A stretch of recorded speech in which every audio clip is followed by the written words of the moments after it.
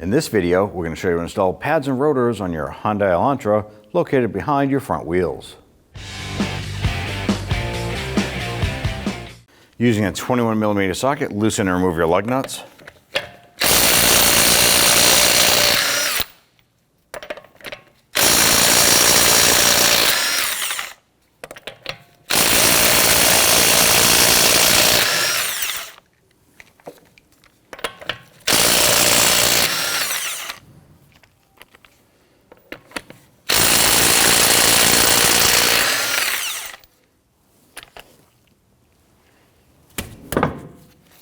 Remove your wheel and set it aside.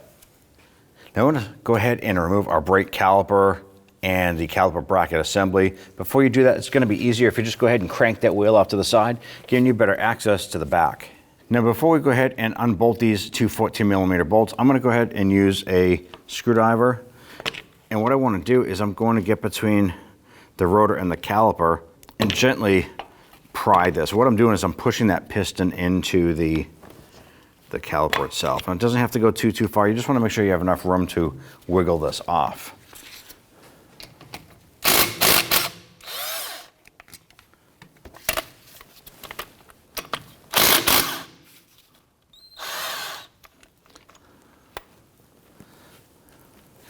You want to go ahead and grab that brake caliper unit, slide that off. Now what I'm going to do is I'm going to use a hook here or a hanging tool to go ahead and pull this caliper and hang it up off of the strut up above. That's going to eliminate me having undue pressure or stress on this flex hose. So let's go ahead and do that.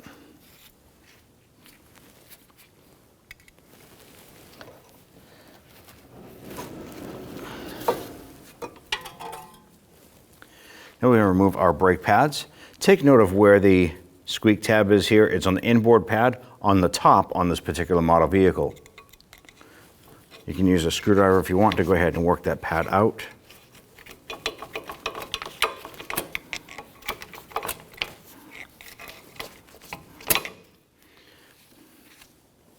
Do the same on the outboard pad.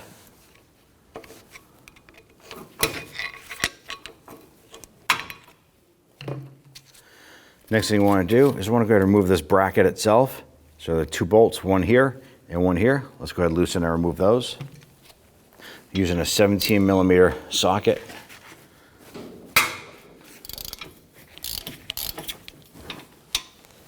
Go ahead and break these free.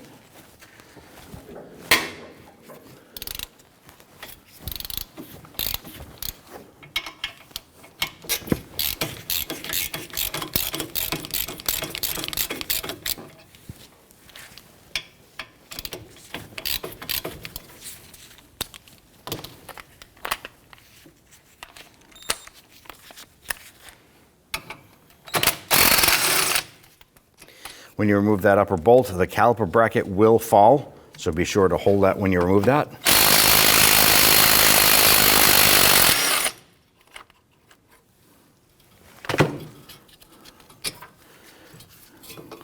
Set that aside. Now at this point here, we can go ahead and straighten out our wheel. Now if your particular vehicle has these two screws holding the rotor in place, you want to go ahead and loosen and remove those. If you don't have those there, it would have been a little bit harder for you to rotate that wheel out because your brake rotor would be loose. Just remove that rotor if you are without those screws. Otherwise, use your Phillips head screwdriver or this impact driver to loosen and remove these.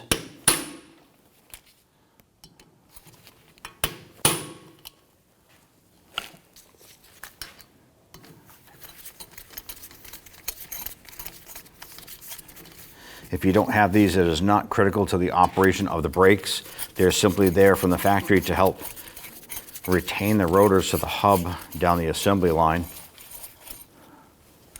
Remove those there. I'm going to go ahead and throw a lug nut on here. That way when I smash the rotor from the backside, the rotor doesn't come flying off and across the room. Remove the lug nut.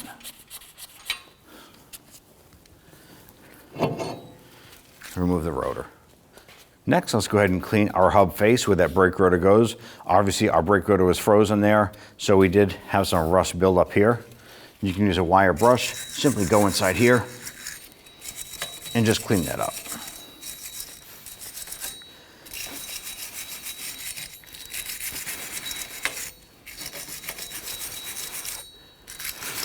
We initially had plans on using rust penetrant on here, but with one good whack of that hammer, it did loosen it for us. Once you have that cleaned up, go ahead and give it a spray down with some solvent.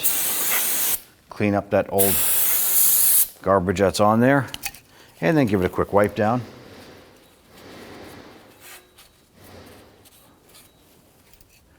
Now's a good time to go ahead and apply some anti-seize compound to the hub face.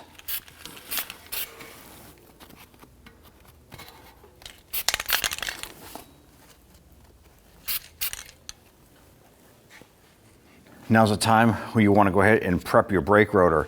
Now when you get your brake rotor, it's going to be coated in a oil from the factory. Go ahead and use some spray solvent, spray both the front and the back side, wipe it down. Once you do that, go ahead and install the rotor and install those anchoring screws.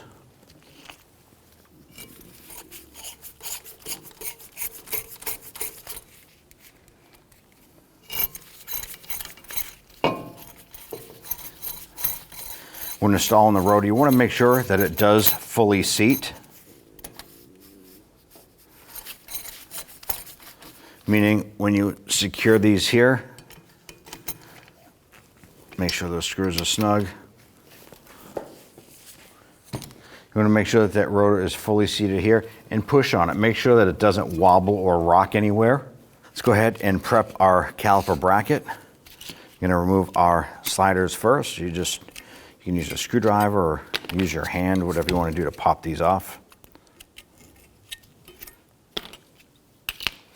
We now want to go ahead and remove the slider pins. Now the key thing here is you want to go ahead and grab that pin and rotate it. If you can rotate it, you're in a good position. If this is frozen and stuck in here, well, that means you could potentially have a tear in the boot and water got in here and rusted it in place.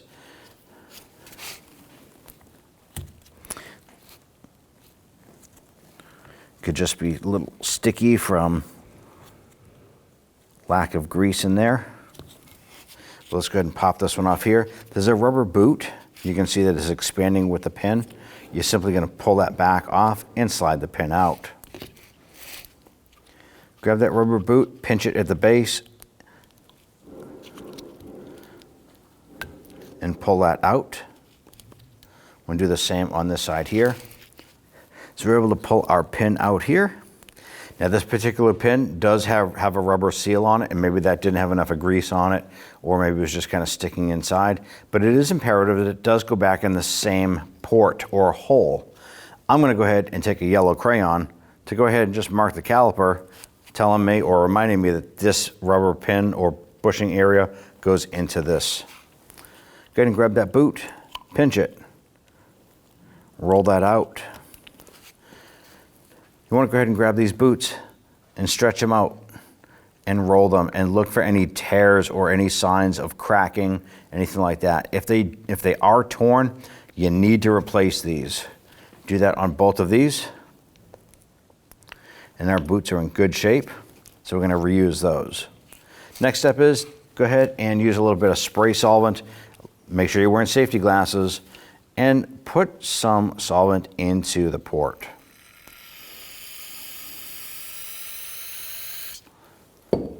I'm going to use a bore brush and clean this out.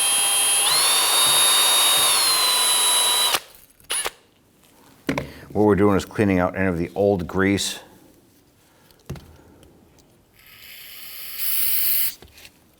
you want to do this until this cylinder is clean. Go ahead and repeat for the other port.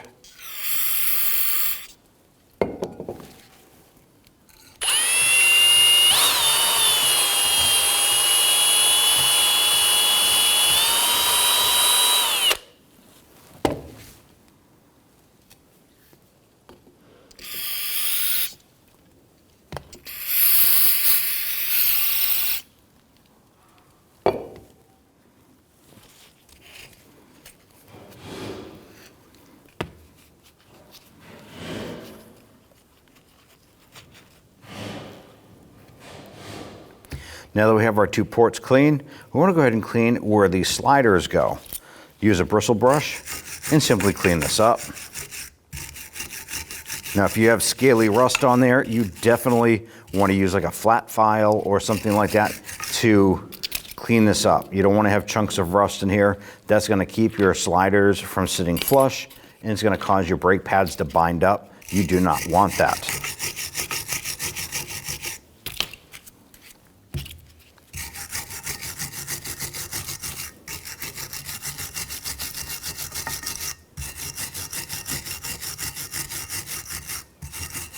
Once you feel that your surface is good and clean, go ahead and spray it down with some solvent.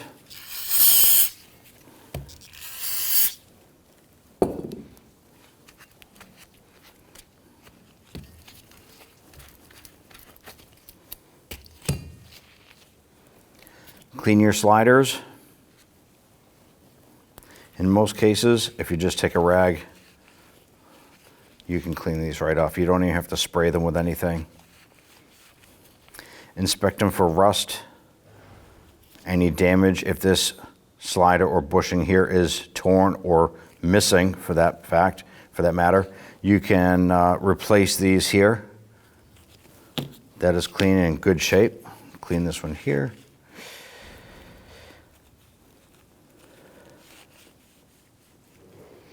And this one is in good shape as well. Now we're ready for reassembly. Let's go ahead and install our pins. Now we're going to go ahead and start by installing our bushings first, and then we'll install our pin after that. Just work that into position. Now when it comes to this here, we want to apply a thin coat of a silicone paste, maybe just a little bit on the inside of the boot.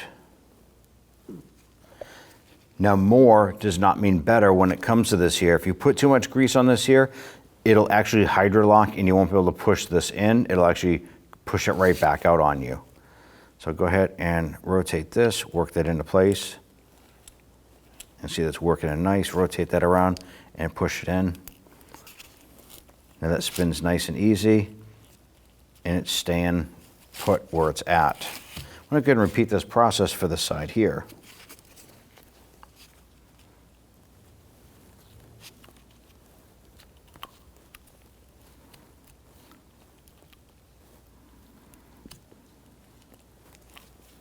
Get that boot in there.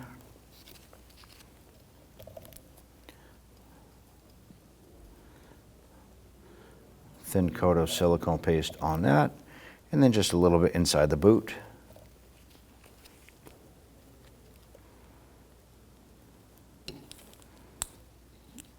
Here we go. Rotate that around, seat it. Now if you watch this, if I push in a little bit, you can actually see the boot expand and then the pin wants to push out. I'm going to use my screwdriver here. I'm going to push in on the pin, compress it, and I'm going to open up that seal here just like that. Just let the air out that was in there, and that's perfect. That's exactly what we want. Let's go ahead and position ourselves here to the slide points. Thin coat of silicone paste. You're going to brush it on and then smear it with your finger. You do not want globs of it here, just a thin coat. Then go ahead and take your sliders, line those up, and press them down and on.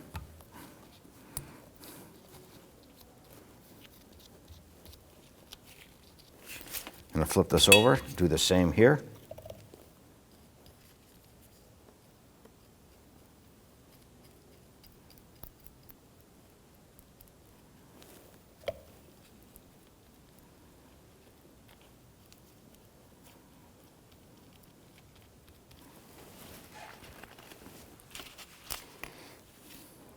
Okay, line that up, push it down. Now you don't want to put grease where the pads are going to go. Make sure that is dry and clean. And there we go, we're ready for installation. And go ahead and grab our piston here, and I want to go ahead and compress the piston back into the caliper itself. I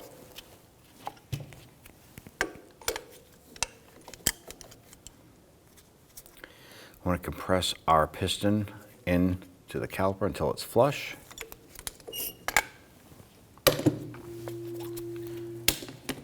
I'm going to go ahead and rehang this here, and we're going to install our caliper bracket. Go ahead and take your caliper bracket, line that up, and I'm going to install the upper bolt first.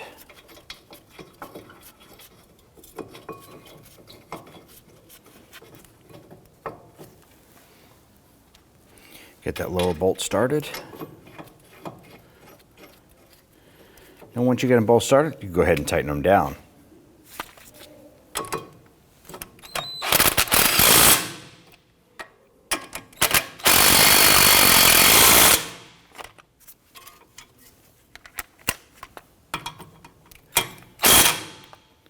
Take your inboard pad.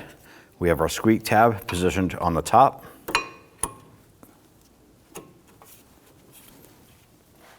Put in our outer pad. Now at this point here, we can go ahead and pull our support hook off, slide our caliper down into place, push in our slide pins to get that on. I'm going to go ahead and get the upper bolt started, and then we'll get the lower.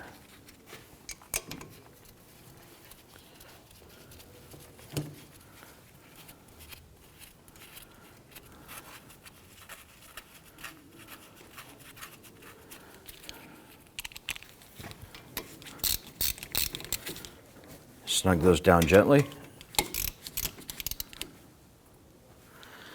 Now at this point here, we can go ahead and torque down all 4 bolts. Torque down our 2 caliper to bracket bolts to 20 foot-pounds.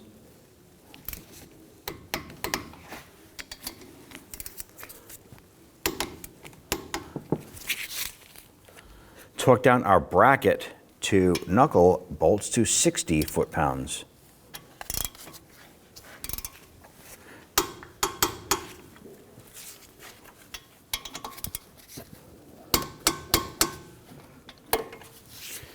At this point here, go ahead and straighten out the wheel.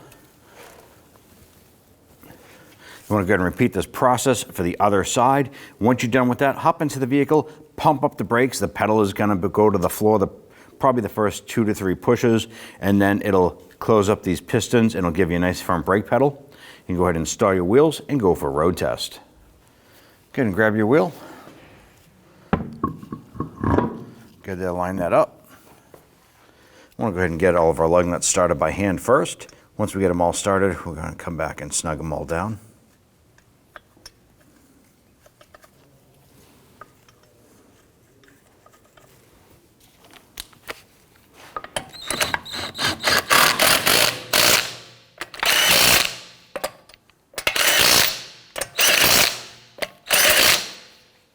Let's go ahead and torque down your lug nuts to 85 foot-pounds.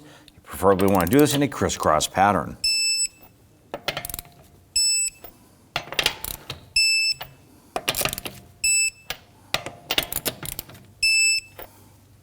You're all set. When only the best will do, demand TRQ. The only company that lets you view before you do. TRQ is committed to offering the highest quality aftermarket auto parts that are engineered for peace of mind. Thanks for using and viewing with TRQ.